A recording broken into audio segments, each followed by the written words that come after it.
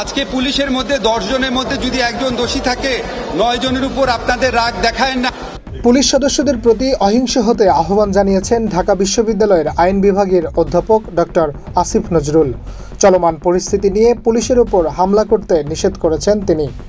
কোটা সংস্কার নিয়ে টানা আন্দোলন শুরু হয় 5ই জুলাই। শুরুতে এই আন্দোলন অহিংস হলেও তা সংঘাতপূর্ণ হয়ে ওঠে 15ই জুলাই থেকে।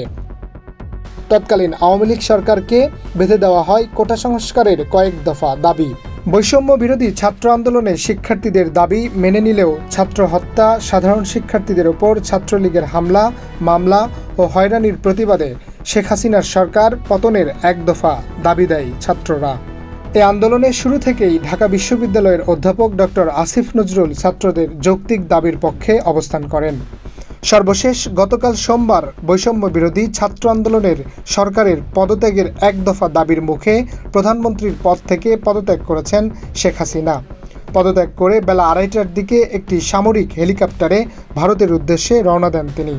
শেখ হাসিনা পদত্যাগের পরপরই রাজনৈতিক নেতৃবৃন্দের সাথে বৈঠক করেন সেনাপ্রধান ওয়াকারুজ্জামান। বৈঠক শেষে রাতে সাংবাদিকদের সাথে ব্রিফিং করেন ঢাকা বিশ্ববিদ্যালয়ের শিক্ষক ডক্টর আসিফ নজরুল।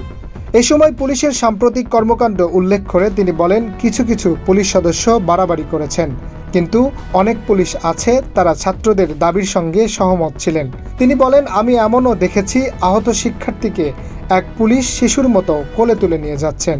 যে পুলিশ বাহিনীর একজন আহত একজন ছাত্রকে কাঁধে করে নিয়ে যাচ্ছে, শিশুর মতো করে নিয়ে যাচ্ছে। আজকে পুলিশের মধ্যে 10 জনের মধ্যে যদি একজন দোষী থাকে 9 জনের উপর আপনাদের রাগ দেখায় না। প্রিয় নাম্বার সেট করে বিকাশে সেন্ড মানি করুন ফ্রি। জনগণের উদ্দেশ্যে আসিফ নজরুল বলেন, এখন প্রয়োজন সবার শান্ত সংযত হওয়া, সবাই ধৈর্যশীল হন। অতীতে যেসব অপরাধ হয়েছে প্রতিটি ঘটনার বিচার হবে, সুতরাং কোথাও কেউ প্রতিশোধমূলক কর্মকাণ্ডে জড়াবেন না। ছাত্র জনতার উদ্দেশ্যে এই অধ্যাপক বলেন, যারা ধ্বংসযজ্ঞ চালাতে চায় তাদের প্রতিরোধ করুন। সাম্প্রদায়িক সম্প্রীতি যেন বিনষ্ট না হয়, সবাই সে ভূমিকা রাখুন। পুলিশের যারা সদস্য তারা অনেক ছোট চাকরি করে, পুলিশের সবাই খারাপ কাজ করেছে আর আমরা সবাইকে দোষ দিয়ে দেবো, এটা খুবই ভুল, খুবই ভুল।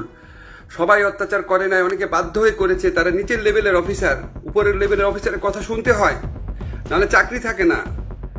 তো আপনাদের তো এই জিনিসগুলো বুঝতে হবে। আপনি নির্বিচারে সমস্ত পুলিশের উপর আক্রমণ করবেন, এটা কিভাবে অ্যাকসেপ্টেবল হতে পারে?